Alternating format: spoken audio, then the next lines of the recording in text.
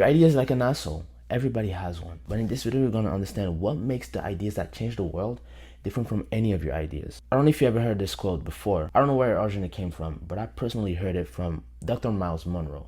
He said, "The wealthiest place on earth is in my pocket." He didn't say that, but he said actually, the wealthiest place on earth is in the cemetery. And why do you think so? Well, it's because this is where every single ideas that haven't been born yet, every single idea that had the potential to change the world is buried. I'm talking about every business that haven't been built, every song that haven't been written, every book that haven't been written, anything you can think of that could potentially change the world. Everybody are dying with these ideas carried in them, and it's buried with them. This is why it is the wealthiest place on earth. And I don't know about you, but this is my personal biggest fear, and I'm being completely vulnerable here. And I think that's worse than the pain of regret, because you are dying with no purpose. It is literally dying with no purpose. And that's what I want to talk about. That's what I want to get into in this video. How can you avoid dying with a whole bunch of ideas you ever had that could potentially change the world? Now, to understand this, you need to understand then what makes an idea valuable in the first place. What makes any idea valuable? If everybody has an idea, if an idea is like an asshole and everybody has one, then what makes one out of billions of ideas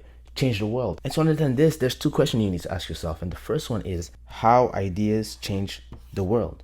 But to understand this question, you need to ask yourself what makes the world a better place in the first place. Therefore, to understand how your idea can change the world, you need to understand the world. What makes the world a better place? And the world, aka the marketplace, will determine how valuable your idea is. What makes the world a better place is solutions, innovation. That's what makes the world a better place. But you will get to know that the solution is only an answer to a problem. There's no solution if there's not a problem. How big the problem is going to determine how big the impact of the solution. So your focus shouldn't be on the solution. And when I say solution, I'm talking about a solution, aka idea. That shouldn't be your focus. And on top of that, different solutions can come out of one problem. Think of a problem like a mother. Out of one problem, a whole lot of solution can be born. Out of one's mother, a whole lot of babies can be born. And each babies are different. Each babies are unique. They all come with a specific set of characteristics physically and mentally and a unique personality. This is the same thing with an idea. Out of one problem, multiple ideas can come out of this problem. You can have the same idea than someone, but that doesn't change anything. That doesn't make your idea more or less valuable, because the truth is you may start with the same idea than someone, but once you execute on that idea to solve the problem that you guys have in common, the outcome is going to be completely different. Now back to what I was saying, right? The focus is on the problem. The focus is not the idea. Forget everywhere where I said idea. The focus is not on the idea. It's not on the solution, because the solution that doesn't exist if there's not a problem. And how do you know if your idea has the potential to change the world? Well, it needs to solve a big enough problem in the world. Because again,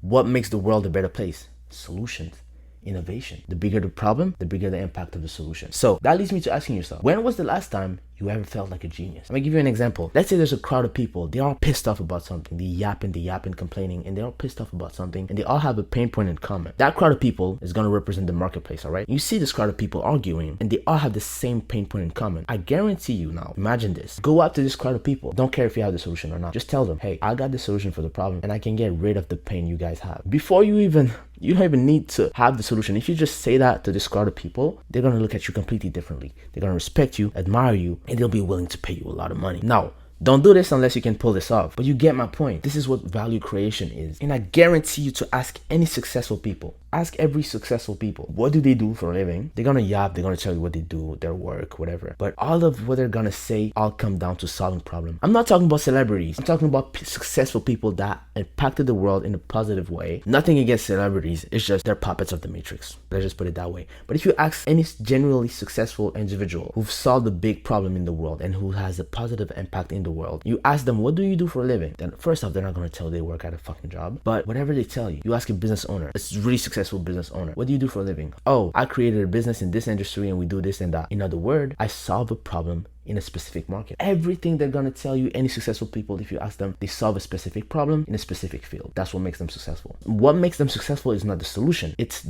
the value of the problem, how big the problem they're solving is and how crucial the problem is. Obviously, the bigger the problem, the harder is it gonna be, but the better the reward is gonna be too. And that leads me to ask you now the next question. Now that we know that out of one problem, there's a lot of solution possible. Everybody has a unique solution. Everybody has a unique idea. And if you have the same idea than someone, the outcome is going to be different because of the execution plan and the roadmap. And that we know that the bigger the problem, the bigger the impact of the solution, aka the impact on the world. Now that we know these two things, and the focus should be on the problem, Three things. The next question is, what problem is worth solving then? What is worth my effort and time to get the most out of my idea? And obviously, what is a problem and what makes a problem more valuable or more worth solving? And this is where you should ask yourself. Now, basically, everything comes down to how do you solve a problem? That's the main question. And within that, I'm going to go over what makes a problem worth solving and all of that. But you mainly want to know, how the fuck do you solve a problem? Well, here's the thing.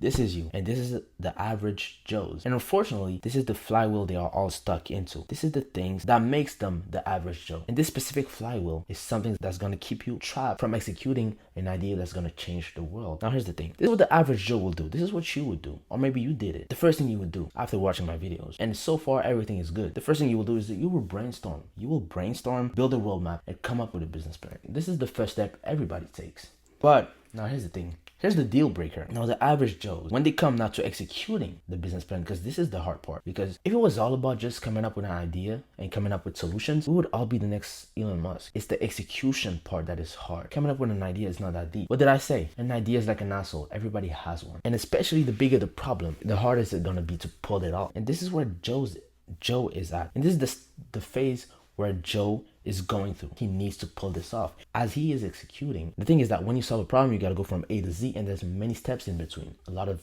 systems and mechanisms you need to build and people you need to hire. And there's so much that goes on, and therefore there's steps he needs to take. And let's say there's 3 steps. Step X, Y, and Z. Joe is stuck at, let's say, step X. Here, he cannot pull it off. Joe is desperate to change the world. He doesn't want to die with no purpose. Therefore, he needs to pull this off. But it is at this phase that he can't just not pull it off. He's tried everything. He lost money, he lost people, he lost time. He cannot pull it off. So when you're solving a problem, especially if it's a big problem, you know you're not the one trying to solve this. There's a reason why so many people are trying to pull this off. Because only one person is going to be able to execute the idea that will change the world and therefore solve that problem. But Joe is stuck there. But this should be the greatest indicator of success. But this is not how Joe sees it. I guarantee you. He thinks it's the end of the world right now. But this is in fact the greatest indicator of success. The main thing you cannot solve, and the main thing everybody cannot solve, is the main thing you should build your business around. Because this is what build legacy businesses. Businesses that stays. We hear a lot of successful people say, easy come, easy go. The faster you make the money, the faster that money is going to go away. This is the case for Joe right now. But this is the opposite here. Because in this phase, this specific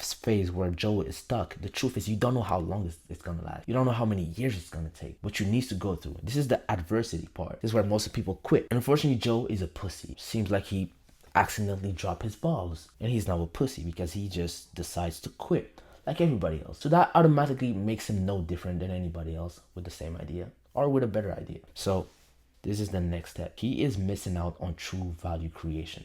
Worst part, he doesn't even know it, but me and you do. So here's the thing. Now he is truly running away from the answer. He is running away from the things that could literally change the world. This is why Dr. Miles Monroe said the wealthiest place on earth is the cemetery. The funny thing is, people try. We're not all lazy. We are actually trying, but we quit at this phase. And Joe, his biggest fear, unfortunately, is to die with no purpose. It's to die full of the ideas that he had that could potentially change the world. And the funny part is not that he didn't execute on these ideas. He tried it, but he quit there. And you don't want that for you. The final state, the fatal state. This is where there is no turning back. There is no way back. If you fucked up, you fuck up and you're done. Because now, you are completely delusional. Joe was able to convince himself that I am not worth it. I cannot do this. I don't have what it takes. So I'm gonna just lower my standard and settle for less. Instead of being problem driven, Joe decided to be solution driven. And this is the shift you don't want to make. Because at the end of the day, this is the worst part. When you're stuck in that phase, it's not that deep. If you chose to take the easy way out, you can still go back. You can still turn around, go back and be like, you know what? Nobody has done this. I'm gonna fuck around and find out. I'm gonna take my balls and do this. But now there is no turning back. He switched his mind from being problem driven, which is where true creation is made. It's by being problem driven. What did I say? The bigger the problem, the bigger the impact of the solution, and therefore the bigger impact you will have on the world. But if you make that shift, now you're just one of these guys who build something that you're passionate about. Well, I build this thing. I don't know if the marketplace needs it, but I think that they want it. I'm building something that I want to build. Or at least another excuse people trying to seduce themselves with is, you know what? I'm gonna build something people want, or I'm gonna build something I think people want. The true legacy businesses are solutions to big problems. Therefore, solutions to what the marketplace needs, probably not what it wants. What the marketplace wants depends on the marketplace feelings, and that comes and goes. Problem is pain. Problem is inefficiency. what is going on in the market that is outdated, that needs to be upgraded, aka technology. That's what technology is solving, right? So everything you do when you're problem driven solves a problem, not when you're solution driven. Because now you're just serving yourselves, your own desire. When you look at a relationship, okay, arguing is a part of a relationship. That's what makes relationships so valuable. Matter of fact, arguing in a relationship is a good thing. I would argue and say it's a good thing. Whatever relationship it is, friendship, couple, but when two partners are arguing and they face it, it's gonna make this relationship stronger. Although that's not how it feels in the moment, that's what adversity is. And that's what Joe was going through there. He was just going through some hardship. How long it was gonna take, he doesn't know. But he was just going through hardships. And hardships, or at least argument, in relationships don't make or break a relationship. When you have an argument with your partner, it's not because of the argument that you're gonna tell her, you know what, I'm done with you, I'm breaking up with you. That's stupid. That's some high school drama. Therefore, we can agree that arguments and hardships in relationships are just a part of this, and that's what makes a relationship stronger. If Joe would have decided to go through this phase, he would have came out stronger, better, wiser, maybe with a better team around him, and only then he would have been able to pull it off. But he quit. When you're at the gym and you grow your muscle, the growth of your muscle is going to depend on how much time under pressure it went through. That's what hardship is about, is to build you and make you better. Now, back to the relationship thing. Let's say you're mad in love with someone and you're in your honey phase. Is it honeymoon? Honey phase? We're gonna call it honey phase. I don't care. But let's say you're in love, and you know what they say. Love gets you blind. All right. So you're in that phase. You're blind. And therefore, what could be dangerous is that you overlook the red flags she has. Things that are not aligned with your values that she might do. But you're like, oh, you know what? I'm gonna let it pass. That is the type of thing that could break a relationship forever. And that's the same thing with Joe. But the moment he truly fucked up his whole business idea was at the final state, where he told himself he had a mindset shift. And instead of being problem driven, he became solution driven, and he convinced himself that he's not enough, he cannot pull this off. And now he's in his honey phase, and he's like, I'm just gonna build something I want to build something I think people want. No, you are losing the focus. You are losing the main point of even starting a business in the first place. You gotta solve a problem and put your feelings on the side. And this is where Joe fuck up, and every average Joe's fuck up, and it's a flywheel. And that's what makes the people who execute the ideas that change the world different from you, from him, from Joe. And therefore, if there's one thing you need to understand at the end of this is, therefore, you gotta stay problem driven. And look, I'm done yapping, almost done yapping. Now we went over how to solve a problem. The main lesson I do want you to understand is, whatever you build, stay problem driven, because this is where true value creation is.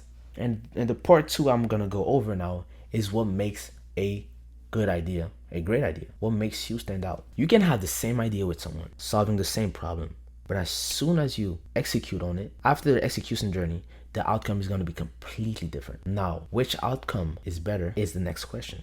We solve the same problem from the same idea, but what I build is different than what you build. Now, what makes what I build better than what you build? That's what I'm going to answer in the next video. If you want me to drop this, subscribe and comment and leave a like. And with the value being said, thank me later.